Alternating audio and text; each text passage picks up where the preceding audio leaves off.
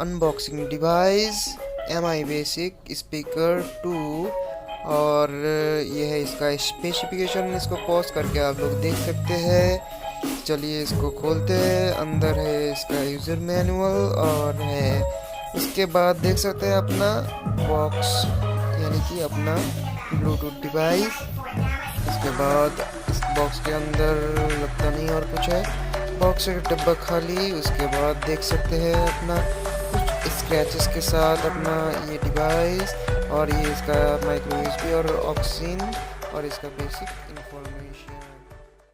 चलिए वीडियो में आगे बढ़ते हैं और इसके बटन और फंक्शन के बारे में बातें करते हैं। इसमें है power button, volume minus button, ये ऑक्स इन जैक है और माइक्रो यूएसबी चार्जिंग के लिए।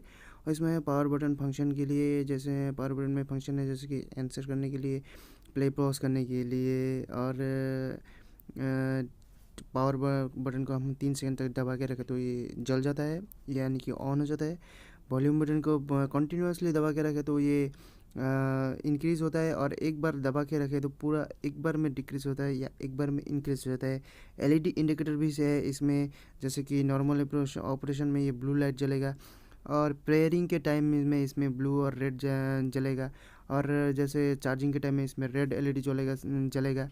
और बुल्ट इन माइक भी है इसमें, अपने कॉल्स को रिसीव करने के लिए अपने को क्या करना पड़ेगा, पहले पावर बटन को दबाना पड़ेगा, उसके बाद फिर बुल्ट इन माइक है, इसमें बात कर सकते हैं।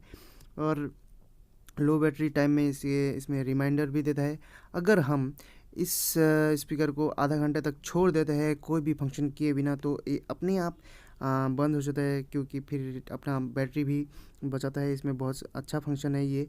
और अगर हमको ये बॉक्स को हमको रीसेट करना है तो 10 सेकंड तक पावर बटन को दबा के रखना पड़ेगा, तो फिर ये अपने आप ही रीसेट हो जाएगा।